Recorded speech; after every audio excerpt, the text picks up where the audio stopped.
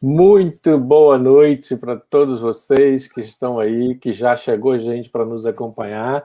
Muito boa noite para os nossos convidados de hoje, doutor Romão Trigo e doutor Décio Iandoli. Como é que vocês estão? Ótimo. Também estamos bem aqui. Hoje é uma honra receber esses dois aqui, que estão sempre conosco nas nossas lives, mas hoje, por um motivo especial, como vocês viram aí na capinha de entrada, são 3 anos do projeto Acolher Perdas e Luto, que nós estamos comemorando com o nosso hashtag Unidos Somos Mais Fortes. Eu sou metido, eu fiz uma camisa, né? Lógico, vejam vocês.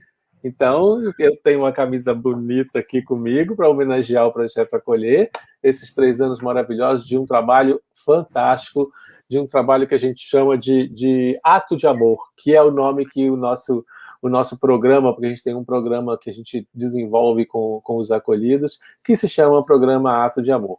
Se vocês quiserem saber mais informações sobre tudo isso, o nosso site, projetoacolherperdasiluto.com.br, tem todas essas informações e um pouquinho mais, né? A gente tem tudo lá dentro do nosso site, inclusive a gente tem uma seção que se chama Projetoteca, onde a gente tem todas as nossas lives, os nossos estudos, todo mundo que está aqui com a gente o tempo todo, inclusive também as nossas novíssimas lives do Instagram, como todo mundo está acompanhando também nessa semana de comemoração. Então eu estou aqui para mais uma live de comemoração. Hoje é sábado, é uma live especial, normalmente a gente não tem, com o Décio e com o Romão, amigos do coração, e a gente veio para falar para vocês. O assunto é o assunto principal que a gente gosta muito de falar, que é o luto, não é? A gente tem trazido durante a semana a visão espiritual do luto, a visão psicológica do luto, e hoje a gente tenta trazer para vocês a visão médica do luto, não é? Eu queria agradecer primeiramente as nossas parceiras, as nossas redes parceiras que estão transmitindo aí para o mundo inteiro as nossas lives, que a gente está com a Rede Amigo Espírita TV, a TV7 também. A gente também transmite para o Lar de José, que está na Ilha do Governador, no Rio de Janeiro.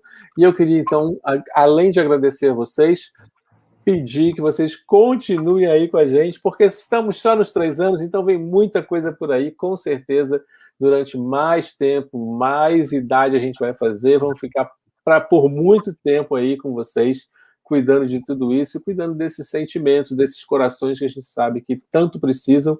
E como o Décio estava falando nos bastidores, hoje em dia, muito importante desenvolver esse trabalho que a gente desenvolve, não é? Vocês têm alguma coisa para falar e eu posso introduzir? Como é que a gente faz?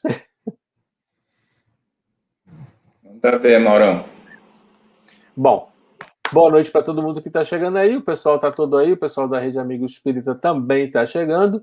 Eu queria pontuar uma coisa para a gente poder introduzir essa visão médica do luto, né? Para a gente poder falar um pouquinho sobre isso. Nós todos, a humanidade inteira, e isso vem de uma lei básica, é uma lei divina, né? Que é a lei de sociedade, nós todos vivemos em relações sociais. Não é? Que é uma coisa, um ponto muito importante e que, em sendo uma das leis divinas, não tem como a gente fugir disso. Nós precisamos dessas relações sociais. Então, quando uma dessas pessoas, um elemento dessas relações sociais, sejam elas quais forem, ela desaparece da nossa visão, desse plano físico, né, como a gente pode dizer, da matéria, aí alguma coisa acontece. E nós, nesse estado evolutivo que nós estamos, obviamente sentimos de alguma forma isso, seja mentalmente, seja nas emoções, seja no físico, seja da forma que for, não, depende de cada um. Mas uma pessoa dessas relações sociais desaparecendo, algo acontece. Algo mexe nessa nossa estrutura, não é?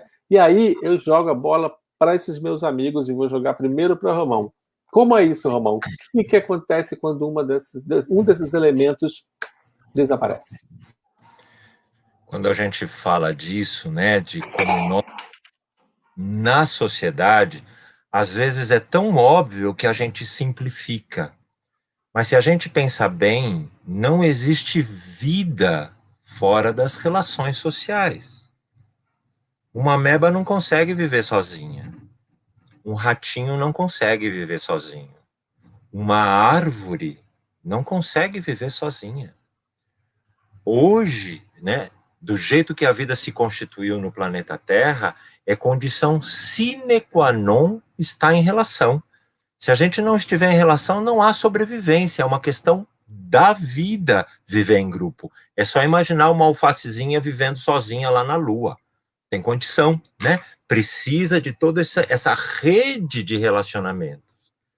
E o que vai acontecer conosco, seres humanos, é que nós vamos nos constituir como seres nas relações. Tem um monte de exemplos que a gente poderia dar, que dependendo do meio onde eu vivo, por exemplo, se eu for viver no meio de lobos, pegar a criança e colocar no meio de lobos, elas vão ser lobinhas.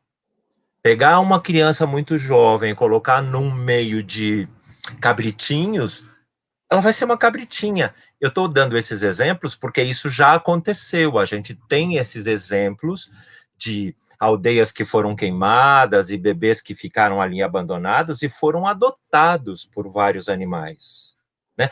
Lobo e chimpanzé adoram adotar bebê humano. Lobo, interessante, né? Adora adotar bebê humano, né?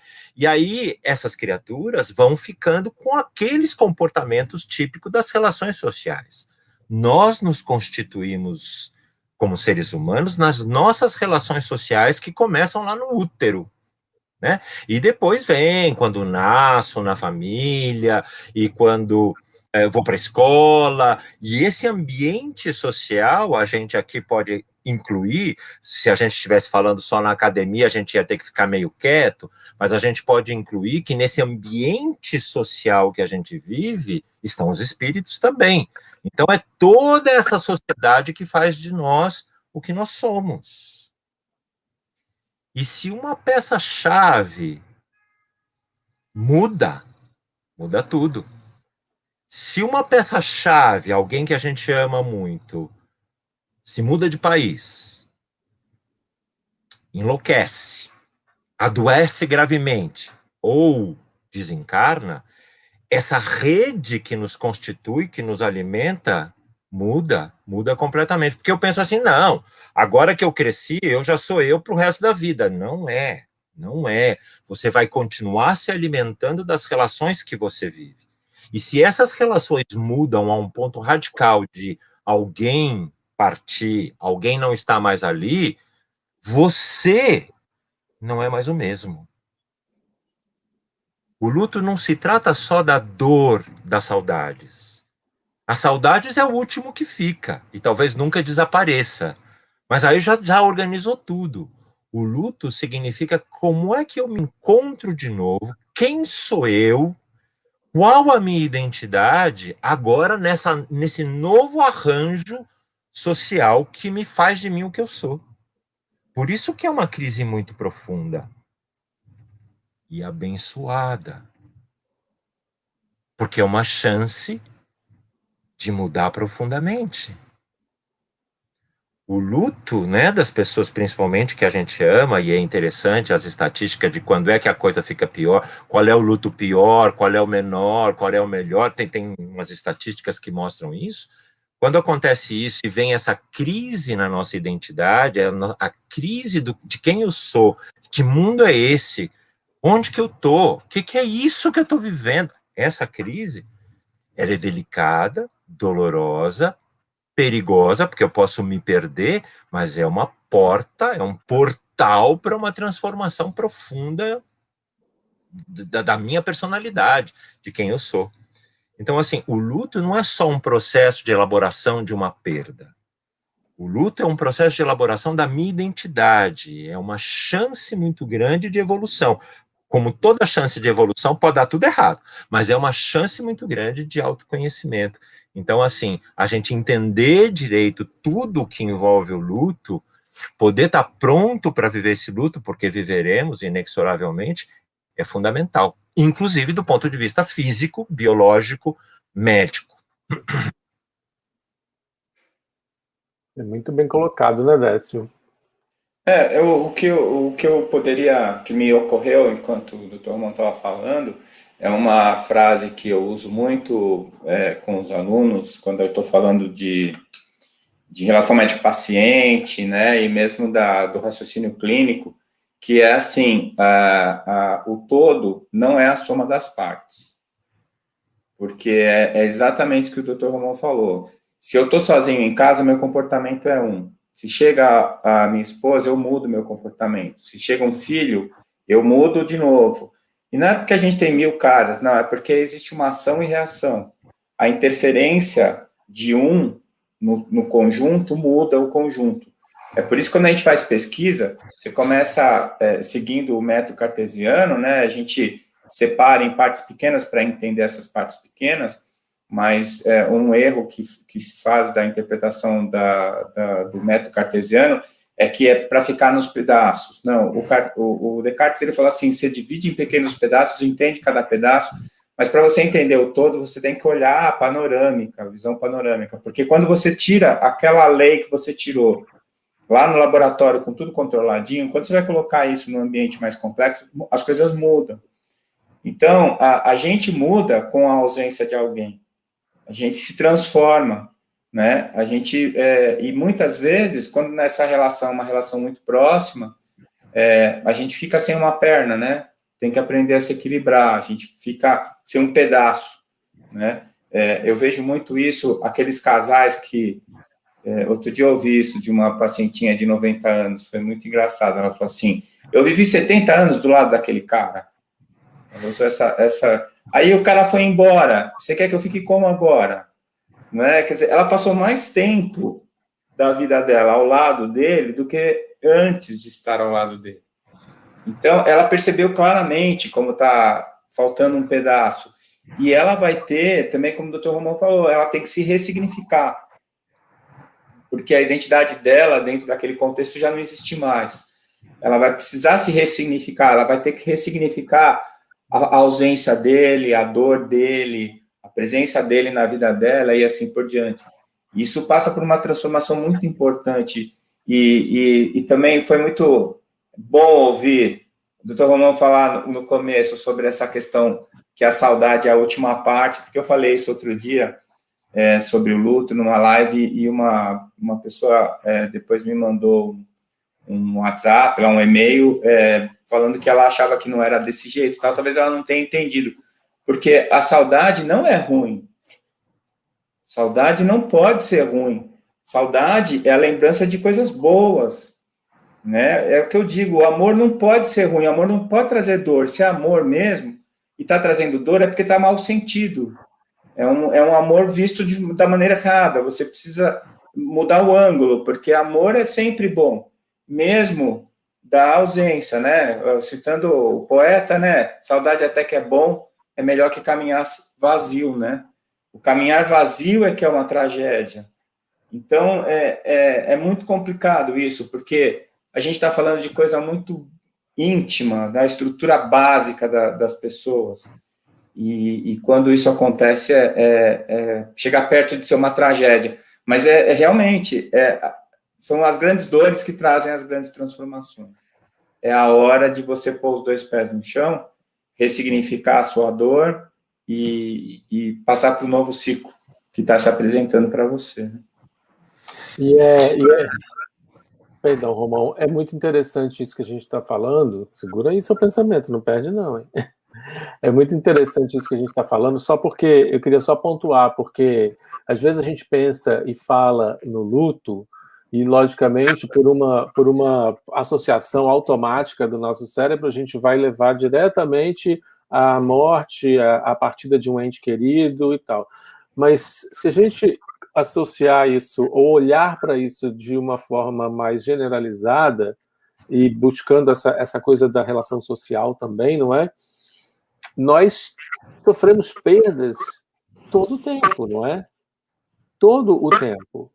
Porque, de alguma forma, dentro desse lugar evolutivo que a gente se encontra, esse sofrer perdas, e eu levo assim o luto da partida de um ente querido para um lugar bem crítico, né? Uma coisa bem maior, bem mais intensa, mas as perdas que a gente sofre todos os dias e todos os momentos, elas vão nos levar a um movimento de direcionamento para essa dor, vamos dizer assim, não é? E essa dor vai fazer com que a gente olhe para tudo de maneira diferenciada, não é? Então, quer dizer, quando alguém desaparece das nossas relações sociais, ou quando nós perdemos o nosso animalzinho de estimação, ou quando nós perdemos o nosso emprego, ou quando um amigo discute conosco ou briga com a gente sente uma dor, a gente sente uma perda, é um luto, não é? Então a gente percebe, como o Décio falou, né, que isso permite com que a gente veja ou reveja as coisas sob um novo ângulo. Não é? E aí é que eu acho que é interessante, porque às vezes a pessoa vai falar assim, nossa, tá doendo tanto que chega a arder no meu peito, não é? Sim, eu acredito que sim, não é? E quando alguma coisa arde no nosso peito, ou dói tanto que chega a doer fisicamente em nós não vamos ter que buscar alguma coisa para fazer isso passar? Ou seja, vamos ter que agir diferentemente, né? De uma forma diferente do que a gente estava fazendo até aquele momento, não é? Então, é muito incrível, porque se a gente falar qual é a coisa do luto, né? A consequência ou a reação do luto no corpo físico, né? Dentro da visão médica, se a gente pode assim dizer. Ela vai passar por um monte de lugar antes, até chegar ali, ou nem vai chegar, porque às vezes não vai chegar. Não existe uma ligação direta, não é? Ela vai fazer uma série de caminhos aí e pode chegar, sim. Mas o que vem é a sensação para fazer a gente agir diferentemente. Estou errado? Me parece que é isso mesmo, né? A gente está pensando, então, assim, lutos são as reações que a gente tem quando perde alguma coisa. Na verdade, a gente está dando um outro significado, né? Luto é toda crise de identidade que eu vivo. Quem está morrendo sou eu, né? Diante de uma perda, diante de uma mudança muito radical, diante de um nascimento, a gente não vai chamar de luto quando nasce uma criança, mas a gente tem que se ressignificar, como o Décio. Décio, já sinto você como um irmão, não consigo te chamar de doutor Décio, me chame de Pelo amor de irmão, Deus. né? Já Corta, sinto você doutor. como irmão. Então, né, luto é esse tempo, esse momento de ressignificação, principalmente de mim, da minha vida de relações, né? Essa é a outra coisa. E, claro, todo o processo de ressignificação, de reorganização da nossa identidade tem momentos, tem fases, tem coisas. Mas o que estava na minha cabeça era isso que o Décio estava falando no finalzinho da fala dele, né, das saudades, de como a gente dá conta das emoções. Olha, tem que dar conta dos pensamentos, porque a gente fica pensando na pessoa. Os estudos dizem que é comum ouvir a voz da pessoa, ver a pessoa pela casa. A gente já pode ir até mais longe nessa compreensão, mas é comum no luto a gente ficar. É comum no luto alucinar, nos termos da medicina, né? A gente sabe que não é bem alucinação, que não é isso, mas é um fenômeno normal. E se aí já é um desafio lidar com as emoções. As emoções nesse processo de ressignificação não são simples. É a tristeza, é a perda, é a vontade de ver de novo. Não são só essas as emoções que vêm. Existem muitas outras emoções contraditórias. Vem raiva. Raiva da pessoa porque te abandonou. Mas a pessoa não teve culpa, não importa, mas a gente sente raiva. Sente raiva do médico que não curou ela. Sente raiva de mil coisas. A raiva vem. Como lidar com isso? Vem, às vezes, alívio. E a gente se culpa. E aí, porque está se sentindo aliviado, começa a se sentir culpado, vem medo, vem um monte de emoções muito conflituosas, que não é só tristeza, que pena, que saudade, não é só isso, vem um turbilhão de emoções, que fazer isso tudo caber dentro de nós e poder dar contorno para essas emoções todas, não é uma tarefa fácil. E exatamente porque é esse turbilhão, esse vulcão, que reorganiza toda a nossa vida, se eu vou conseguindo dar conta, compreender, acolher essas emoções. A grande boa notícia é que a emoção passa, gente. Emoção é uma onda que vem e vai. Se eu fico me debatendo com ela, eu não deixo ela ir. E aí é que é a nossa doença. E aí haja esforço, né? Deixa a onda vir, acolhe a onda e deixa ela passar. Essa é uma diquinha, né? Falar é fácil, mas fazer é difícil. Mas de todas essas contradições que vem aí. Então, assim, se já não é fácil lidar com tudo que acontece no cognitivo, tudo que acontece no emocional, é um outro grande desafio. E é como você estava falando, né, Maurinho? Tá lá no pensamento, já foi para a emoção, e às vezes a emoção escorrega para o corpo físico mesmo. Tem um monte de reações físicas que são absolutamente comuns, normais, sem significado patológico nenhum, né?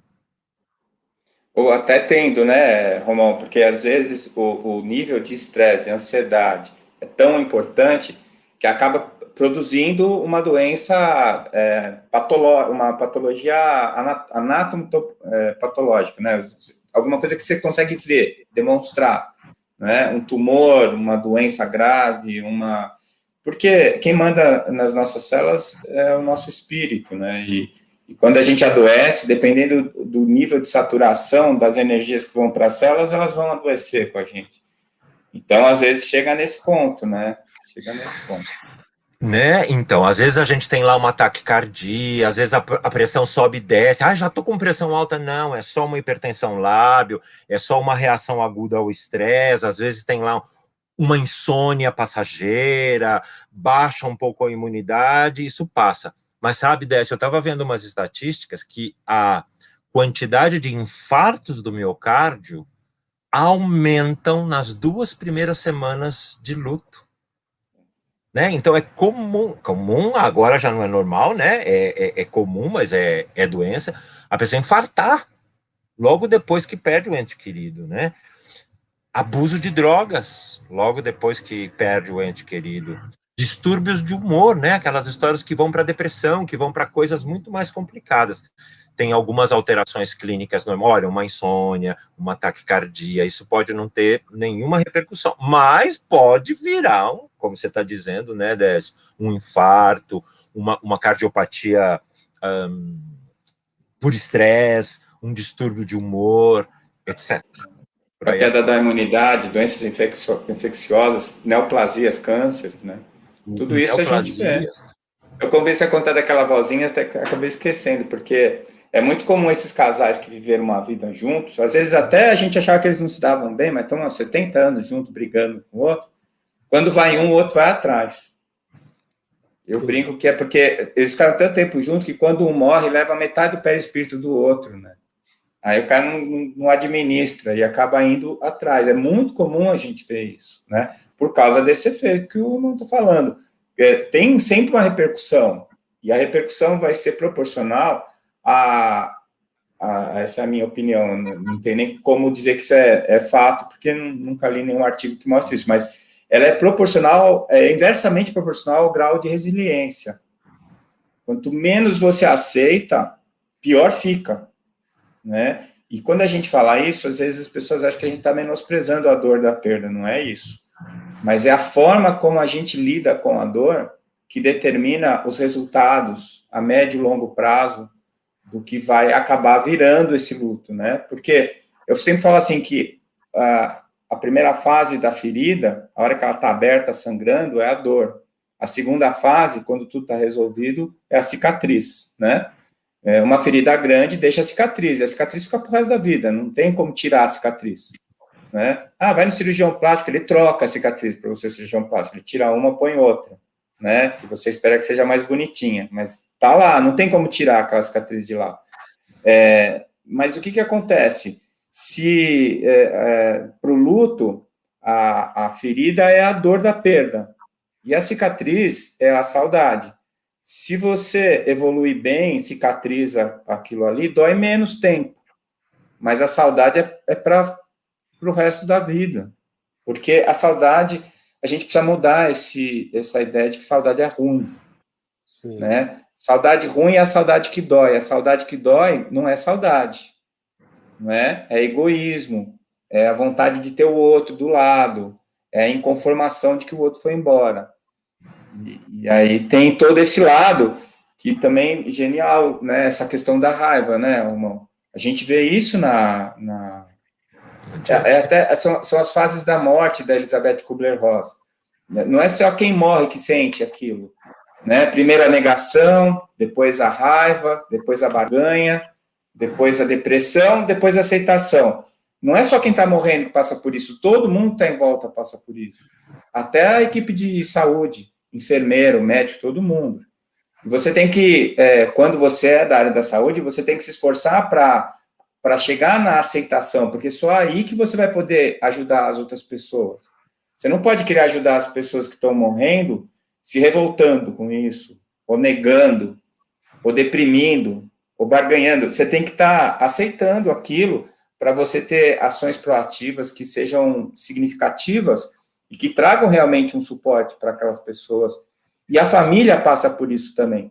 Geralmente, no começo, elas negam, levam em outro médico, não quer aceitar o diagnóstico, e às vezes, se elas ficam na fase da raiva, é isso aí. Quem é o culpado? Alguém tem que ser culpado. Outro dia, eu atendendo uma moça, a avó dela tinha morrido, com 95 anos, era enfisematosa, estava com câncer, fez uma arritmia e morreu. Ela queria saber quem era o culpado, porque foi para o hospital e a avó dela morreu no hospital. Meu Deus, quem é o culpado de uma pessoa com 95 anos, enfisematose, com câncer morrer? Né? Me deu vontade de falar para ela, o culpado é ela que nasceu. Se ela não tivesse nascido, não precisava morrer. É ela que é a culpada. E viveu bem, hein? 95 anos, vamos combinar. Não é verdade? Então, essa coisa, a gente vê que é assim, é uma inconformação do que está acontecendo. Obviamente que ela amava aquela avó. Obviamente que ela não queria que a avó fosse. Mas, obviamente, também que ela não está com isso bem resolvido para ela. Ela vai precisar trabalhar isso aí. Porque ela não está conseguindo aceitar uma coisa que, assim, até para quem está de fora é caricato. Para ela não está sendo nada engraçado. Mas para quem está de fora é até caricato. Porque, como assim ela morreu? Morreu porque estava viva. Vai ter que morrer. Todo mundo vai ter que morrer um dia. Né? Então, essa questão da responsabilidade, da raiva, é uma coisa que a gente observa muito. Né? E tem um lado também mais obscuro dessa raiva, que é assim, aquela família que negligenciou o vozinho. Não quis saber. Quando ele estava lá trabalhando, ganhando dinheiro, todo mundo gostava dele. A hora que ele começou a dar trabalho, que tinha que dar banho, colocaram ele numa instituição e sumiram da vida dele. Aí, um belo dia, alguém toca o telefone, alguém atende e o vô morreu. Aí, eles vêm com raiva, querendo saber como que o vô morreu. Alguém tem que ser culpado. Porque, na verdade, eles estão querendo transferir a culpa que eles estão sentindo de ter abandonado o vô. Né? Então, isso também é uma coisa que a gente vê, que acontece. Né? É um luto revestido de culpa. Ou uma culpa injusta, né? Uma culpa errada, como a criança que acha que a mãe abandonou, e ela se sente culpada quando a mãe morre, é muito comum, criança pequena. Né? Uma pessoa que tem uma doença grave e o outro fica se culpando porque acha que devia ter feito alguma coisa para aquela pessoa não ter a doença e ele não podia ter feito nada. Então, essa é a culpa injustificada, mas tem aquela culpa que vem do abandono mesmo. E é muito comum quando morre um idoso, sabe? Que estava numa instituição, institucionalizada. Né, Décio, você falou uma coisa tão profunda, né, inversamente proporcional à nossa resiliência, e me desculpem porque o que eu vou falar é muito duro, mas é diretamente proporcional ao nosso apego. Quanto mais apegado a gente está, mais o sofrimento vai castigar e fustigar. Então, é outra oportunidade para a gente trabalhar um pouquinho esse desapego, né? Essa é uma das grandes funções filosóficas da morte, seja a morte de um ente querido, seja a morte de quem quer que... O que a morte te faz pensar? Te faz pensar que você não tem controle sobre nada. Te faz pensar que você não é onipotente. Te faz pensar que você não consegue segurar nada, que tudo vaza pelos seus... A morte, qualquer morte, né? Sacode a gente nesse aspecto, a menos que eu me aliene, a menos que eu não queira pensar. Então, é essa oportunidade, né, de poder ir vivendo isso, né? E essa coisa, né, da culpa culpa porque não cuidei muito, né? Não sei nem se eu estou certo nisso, mas às vezes pacientes que estão ali com um ente querido no fim da vida, né? Estão acompanhando, ai, vai morrer meu avôzinho, meu pai, minha mãe. O conselho que eu costumo dar é assim, ó, faça tudo o que você teve vontade de fazer e não fez. Aproveita esses últimos tempos para dizer que sofreu, mas para dizer que amou. Ah, se dá vontade de levar para... Faz um sacrifício e leva para viajar, porque queria matar saudades da cidade. Faça, porque isso vai te trazer um acalento muito grande quando a pessoa for embora. Porque se você ainda, depois de tudo, ainda fica, ai, mas a mamãe queria ter ido não sei aonde, eu não levei, ai, porque o papai tinha vontade de comer não sei o que lá, e eu não... Pelo menos esse momento de viver, de não ter sido a vida inteira assim, né? Mas viver intensamente com essa pessoa que está se despedindo da vida, né? Isso ajuda muito a gente ficar mais organizado depois que a pessoa parte. E eu acho que isso aí que vocês estão falando, principalmente isso que Romão acabou de falar, né? Faça as coisas porque você está vendo o que vai acontecer, então se permita e permita a outra pessoa, né? Se permita viver e fazer e permita que a outra pessoa também viva. Isso a gente chama de agir, né? De movimentar, que eu acho que é esse lugar onde a gente precisa se colocar. A gente se habitua. Vocês podem me corrigir se eu tiver errado. Eu acho que a gente vive no hábito da paralisia. E essa paralisia, às vezes, é cômoda. Já que Décio falou uma coisa ali e Romão falou, ambos pediram desculpas, eu também vou pedir desculpa pelo que eu vou falar, que pode parecer um pouquinho, né, um pouquinho forte, mas a gente se habitua a essa paralisia, se acomoda a essa paralisia, e aí, quando as coisas acontecem, tem até uma frase que, se não me engano, Elizabeth, vou pedir para os meninos colocarem, Elizabeth trouxe, deixa eu ver qual é... Maria Elizabeth, ela trouxe a frase assim pra gente, quer ver? Olha lá, a dor é tão forte que congela a alma. E a gente se habitua a esse lugar, não é? Muitas vezes a gente se habitua. Às vezes a gente se coloca nesse lugar e fala assim, e agora? O que eu vou fazer? Eu vou me congelar aqui nesse lugar, não é? Se eu pegar um órgão aí e congelar por algum motivo, né? Ele não vai ficar eternamente congelado, ele nem pode, né? Eu acho que não tem como, né? Você precisa usar esse órgão em algum lugar. Vocês que são médicos aí, não é verdade isso? Sim. Nós também, não tem como. Não é? Então, esse congelar a alma e para mim, é esse lugar onde a gente está habituado dessa paralisia, onde a gente acha mais fácil, e aí vem a culpa, ou culpa alguém, ou se culpa, e parará, e por aí a gente vai. Nesse lugar aí é que eu trago o projeto para poder exemplificar.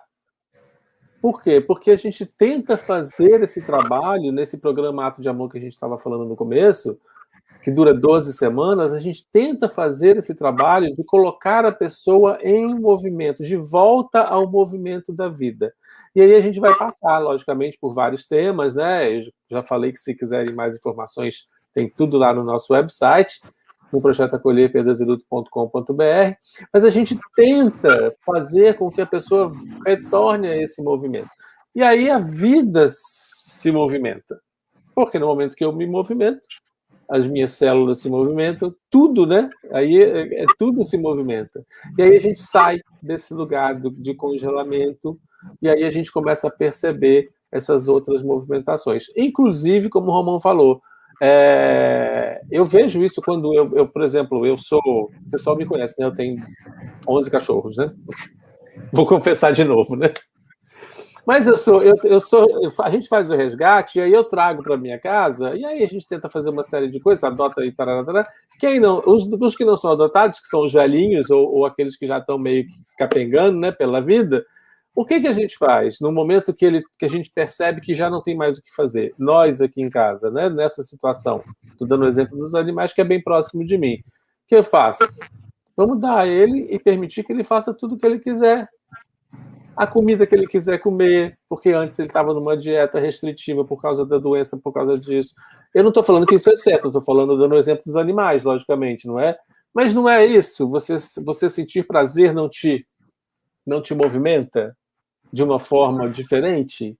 Eu acho que o movimento e a ação é onde a gente precisa focar, talvez. Você sabe que eu penso que um dos momentos difíceis que eu acho nesse processo é o seguinte: tem muita gente que confunde resiliência com uma passividade, né? E aí a gente entra naquela história do determinismo. Não, Deus quis assim, eu não tenho nada para fazer sobre isso. Não é nada disso. Mas, assim, quando você toma uma paulada da vida, geralmente, a primeira coisa que você tem que fazer é esperar passar mesmo. Você fica imóvel mesmo. É como ela disse, congela a alma. Parece que o tempo para, você fica em estado de animação suspensa. Isso faz parte do processo e você precisa aceitar esse momento. Mas é como você disse, Mauro, uma hora eu vou ter que sair dessa inércia, né? Esse primeiro momento, ele é para você assimilar o golpe, mas depois você vai ter que retomar a sua vida. Quanto menos você se sentir agredido pela vida, quanto mais você se conscientizar de que aquilo faz parte da tua vida e da vida de quem foi, mais energia você vai ter para a reação. É o coping, né? Depois da resiliência vem o coping. Depois que o bambu dobrou com o vento, aceitou a força do vento, ele ganhou energia, potencial. E a hora que o vento começa a diminuir, ele tem força para voltar à posição original dele. Se ele resistir, ele quebra, nunca mais ele volta à posição original. Então, esse momento entre você perceber até que ponto que isso é normal, faz parte, é necessário, essa parada, e a hora que você tem que começar a se movimentar de novo, eu acho que é um ponto muito difícil de ser identificado para quem está vivendo e muitas vezes para quem está acompanhando, mesmo eu não tenho experiência, eu não sou terapeuta, mas mesmo quem está, um terapeuta que esteja acompanhando, né? Mas é um momento crucial, é um momento X, em que você está retomando a tua vida e ressignificando as coisas para você, né? E ainda insistindo nesse ponto, né, gente, é necessário que num primeiro, quer dizer, é necessário, não tem nada demais se num primeiro momento você não quiser as atividades do mundo, você quiser se afastar daquilo tudo que você vivia, inclusive das pessoas. É esse mergulho em si mesmo que pode ser muito bom. Isso não é estranho, não é perigoso. O perigoso, é o que o Mauro e o Décio estão falando, é ficar lá, né? Jamais fazer o caminho de volta. Esse mergulho em si mesmo vai te ajudar. Me distancio, não quero saber, se eu puder tirar uma licença, eu fico quieto. Isso não é ruim. A pessoa já está deprimindo. Não está deprimindo. Deprime se ficar ali, não encontrar forças dentro de si para fazer esse caminho de volta e retomar a sua vida de um novo lugar, né? Porque não vai voltar a ser tudo igual, não vai. Mudou. E aí essa possibilidade me ajuda. Então, são várias coisas, né? Que se demais atrapalha, se não acontece, não anda. Então a gente é aquela coisa do sábio, né? Um pouco para cá, um pouco para lá, um pouco. Não tem uma regrinha, né? Então faz assim que dá certo. Não é. Para cada momento a gente tem que ser sábio nessa hora para dosar, para saber. Mas eu não tenho sabedoria. Então, é a hora de adquirir. É uma chance. É que nem resetar o computador, né? Você está resetando. Exatamente. Tem que esperar, vai desligar, depois vai voltar tudo, tem que começar de novo. E aí é um novo normal, né? Nós estamos vivendo um luto coletivo, né, com a pandemia. Não vai ser igual, é o que você está falando. Não vai ser igual, nunca mais vai ser igual. Primeiro porque uma parcela grande das pessoas está indo embora. E segundo que muita coisa vai mudar, inclusive na nossa rotina.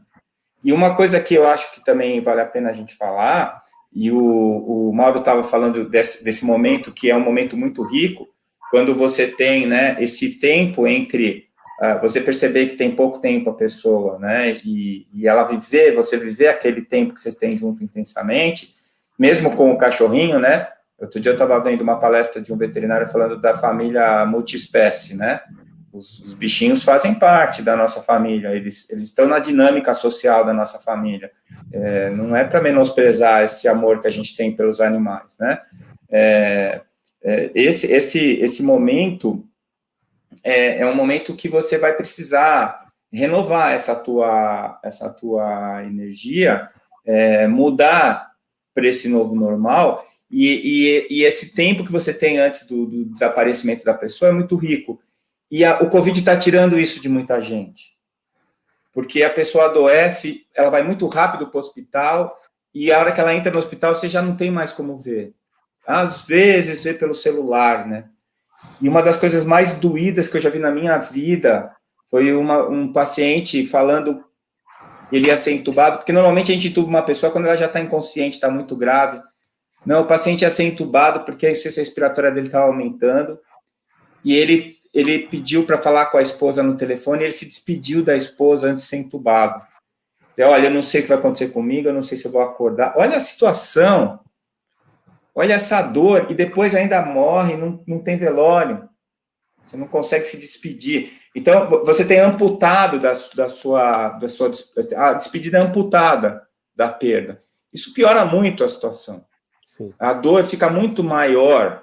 É igual você ter a ferida com anestesia e sem anestesia. Então, assim, quando eu sei que eu vou morrer, eu tenho tempo de me preparar, eu preparo a família, a gente conversa, a gente elabora. A hora que eu vou, tá tudo sereno. Às vezes traz até o alívio, né? Não sei quem falou, acho que é o Romão. O alívio, pô, acabou a dor, que bom, né? Mas não, esse Covid está tirando isso das pessoas. Isso está trazendo um luto mais difícil de resolver, eu acho, né? Mais mal resolvido, porque a despedida não teve.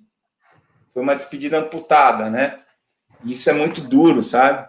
Eu acho que a parte mais dura dessa pandemia está sendo isso aí. Porque isso é muito importante, desculpa, Maurinho, muito importante o que o Décio está falando. A última onda vai ser a onda emocional, né, gente? Quando passar esse estado de medo que a gente está, porque a gente está no estado de medo de estresse, estamos na luta, né? Estamos tentando, vendo uns mais outros. Quando isso passar, e é esse luto não vivido, e essa maneira de morrer tão fora do nosso costume que a Covid inaugurou, vai trazer repercussões, e a gente vai ter que estar pronto para isso. A gente, todo mundo, né? Porque não é só o psicólogo, o médico que vai ter que dar conta disso, é a sociedade que vai ter que encontrar maneiras de tratar e curar esse luto não vivido. Essa perda do nada, quer dizer, todos os nossos ritos, todas as nossas maneiras coletivas de lidar com a morte foram-se, né? Esse é um ponto muito importante de a gente se preparar, já ir olhando e criando consistência e reflexão dentro de nós, porque vai ser inevitável. Talvez agora não muito visível, porque a gente ainda está nessa coisa, né? Um aqui, o mal morreu, já está morrendo o outro, já está morrendo o outro, já está morrendo o outro, mas inevitavelmente isso vai trazer um impacto imprevisível. A gente vai vivendo essa situação. Eu vou aproveitar o gancho de vocês, né, falando sobre o luto coletivo.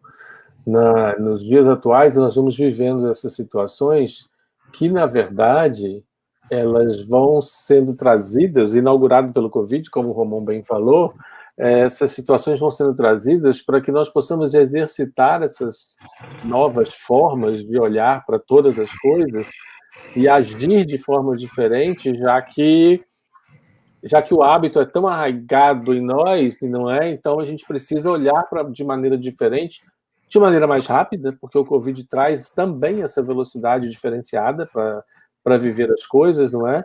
E amanhã, por um acaso, mais tarde a gente vai até falar sobre isso, eu vou colocar aí para vocês, mas amanhã a gente tem uma live que a gente fecha a programação dos 3 anos falando sobre o luto coletivo, fazendo uma homenagem exatamente a essas famílias que passam pelo luto do Covid.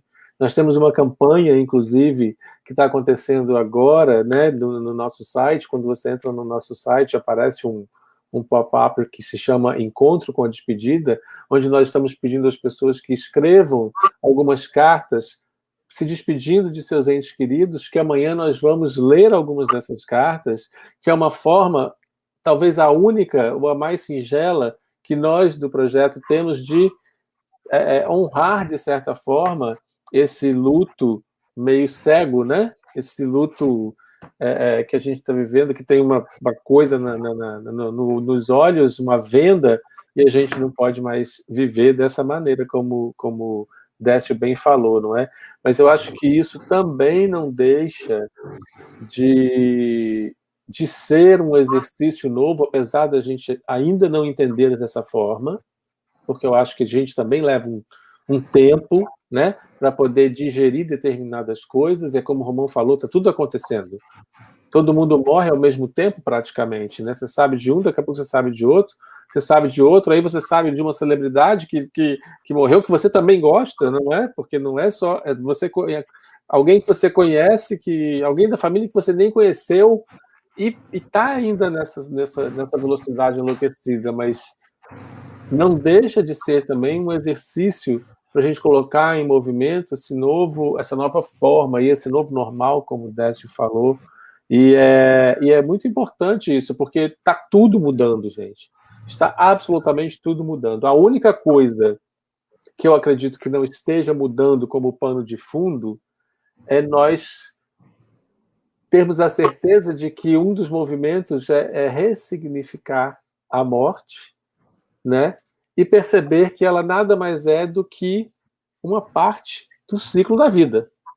Porque é como o Décio falou, né? Que ele falou lá, a culpa, entre aspas, a responsabilidade de morrer é de quem? É minha, porque eu nasci. Então, somente por isso, porque a gente precisa só ressignificar. Não é um monstro, talvez não seja uma sombra tão grande, se nós corrermos atrás e começarmos a fazer esse movimento, não é? É isso aí. A gente pensa, né, que sempre se lidou com a morte dessa forma que a gente lida. A gente pensa que sempre foi essa dor, essa coisa difícil, misteriosa, ameaçadora. Isso é um ledo engano. Já se lidou com a morte de muitas outras formas, não só em culturas diferentes. Na nossa civilização cristã ocidental aqui, a gente já lidou com a morte de formas muito diferentes. Deixa eu só fazer uma palhinha, eu acho que isso merecia uma conversa longa de ver cada fase, mas assim, estamos lá no século VII da nossa era, 700, hein? 700, 600, se abria uma vala, a pessoa morria, enrolava num lençol, carregava essa pessoa, punha na vala, 1, 2, 10, 20, a vala encheu, fecha a vala.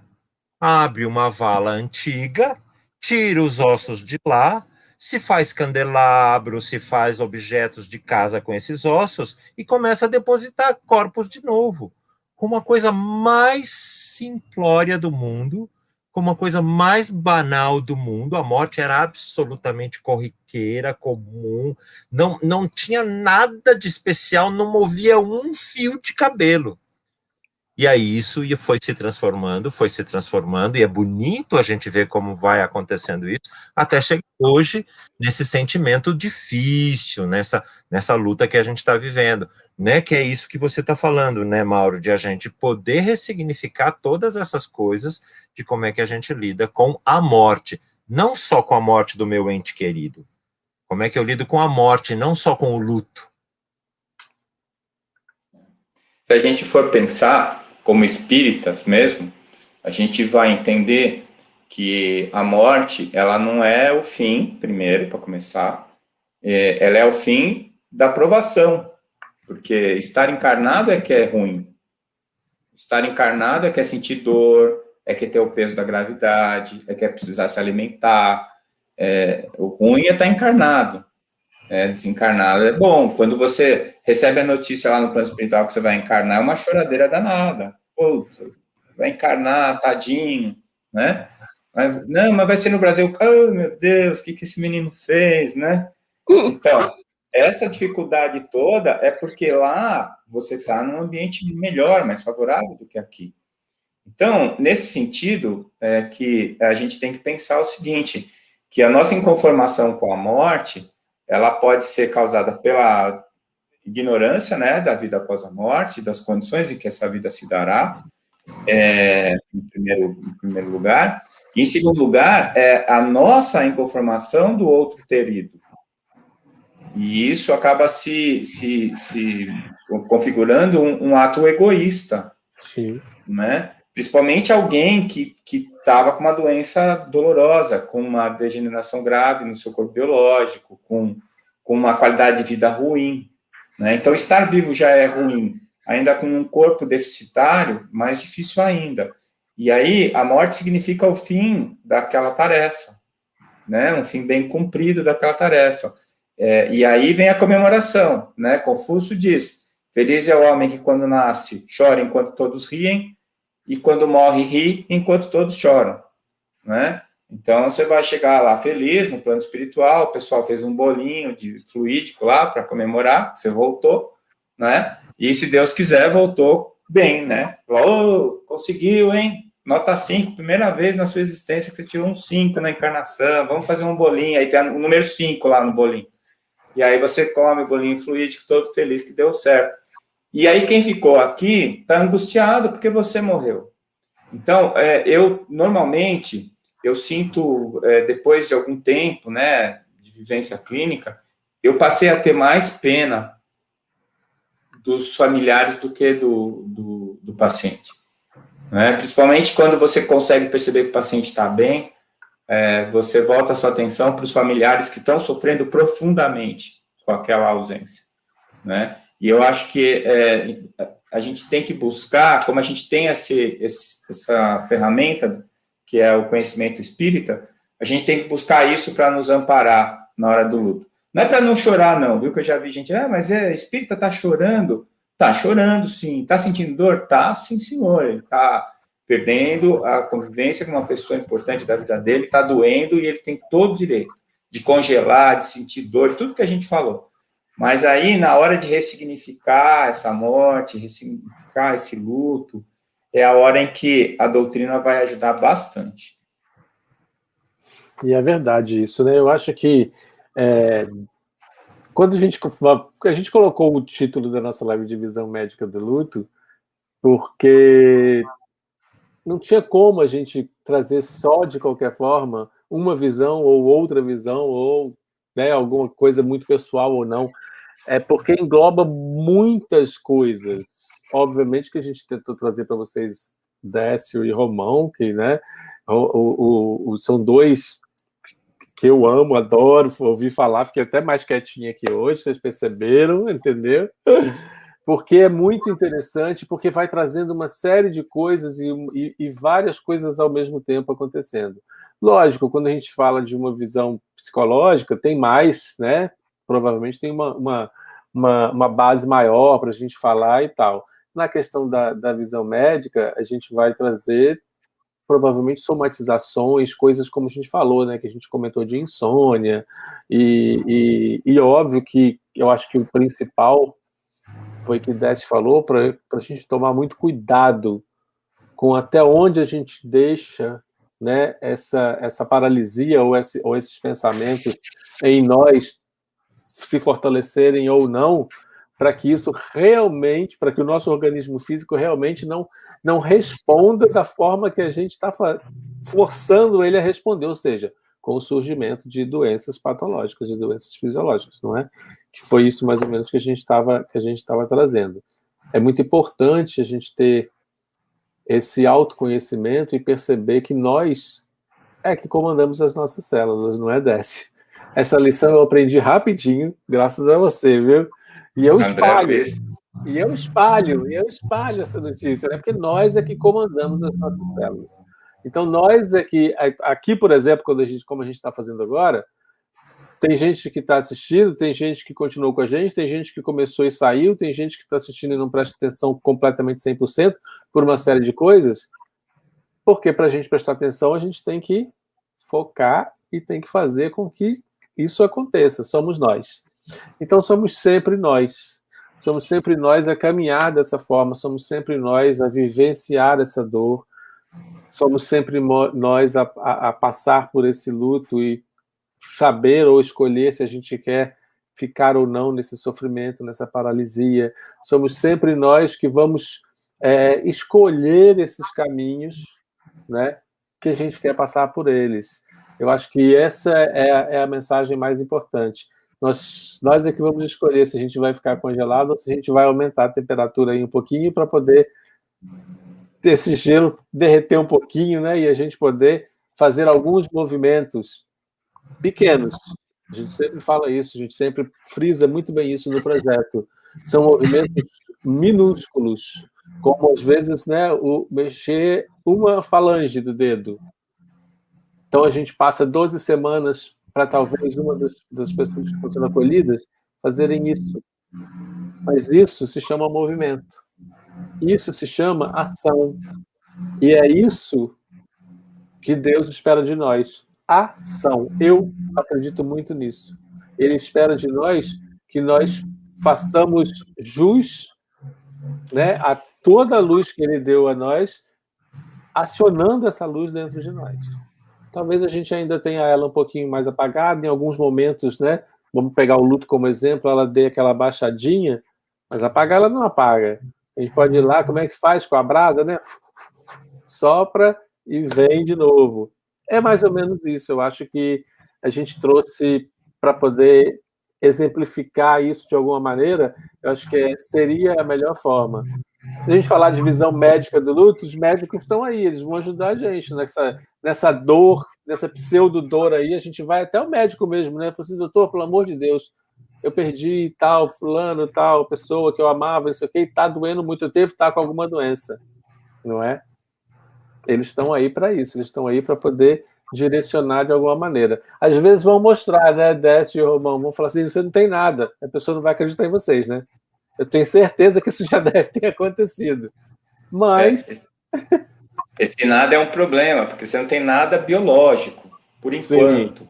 Sim, né? Exato. Você não tem nada, desconfirmar, né? Por enquanto. Vamos interromper esse processo aí, porque senão chega. Eu tenho essa história dessa paciente que eu já contei uma vez e o pessoal acha engraçado, mas foi real. Ela foi no meu consultório, eu ainda morava em Santos. Eu perguntei para ela por que ela estava lá, ela falou porque ela estava com câncer de estômago. Eu falei, nossa, a senhora já fez o estudo, né, a endoscopia? Não. E por que a senhora acha? Ah, eu tenho certeza.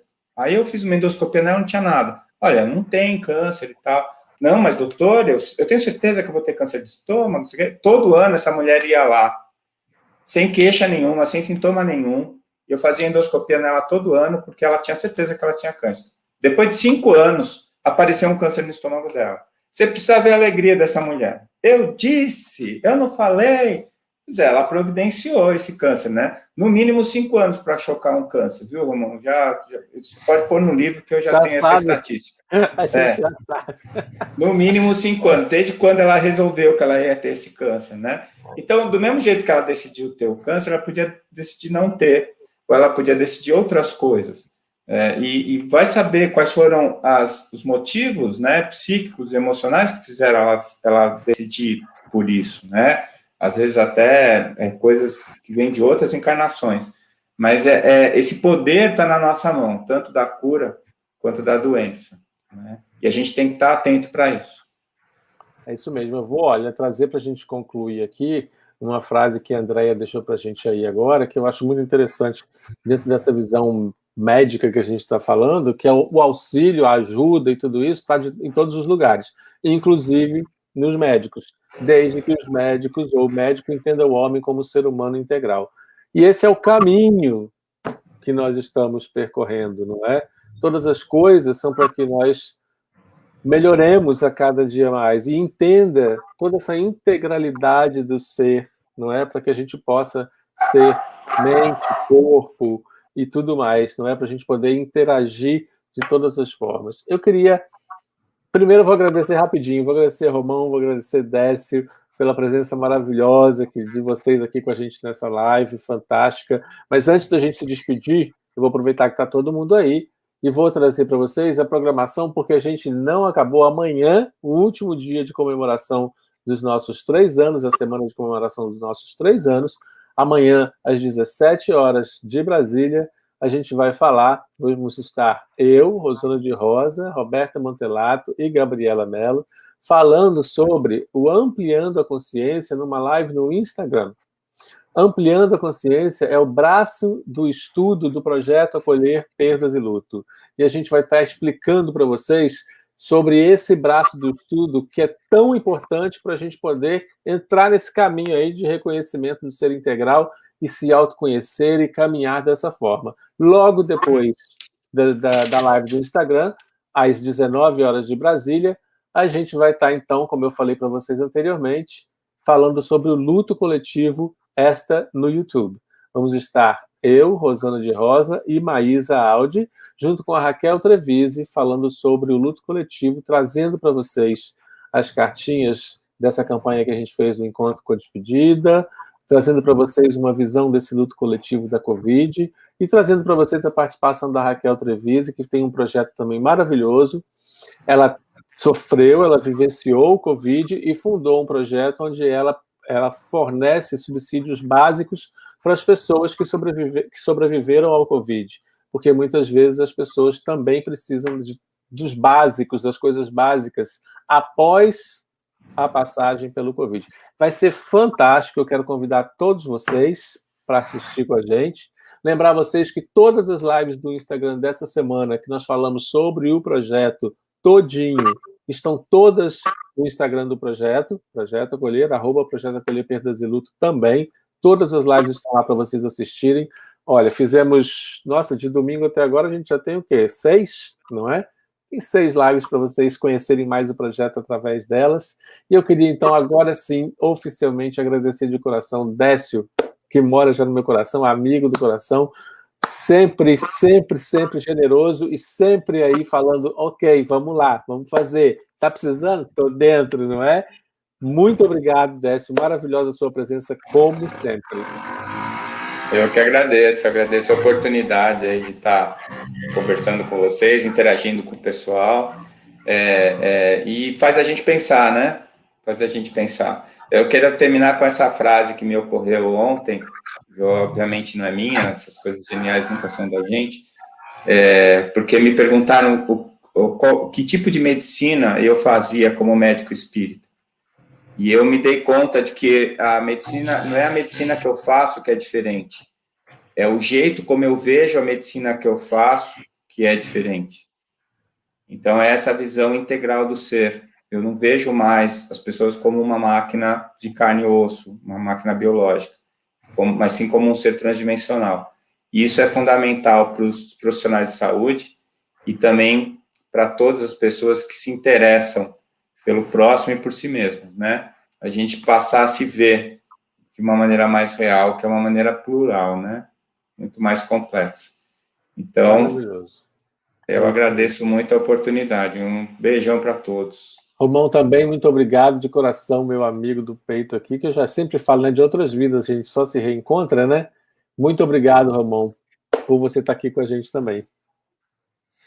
Muito obrigado pela oportunidade, vamos seguir juntos. É isso aí, gente.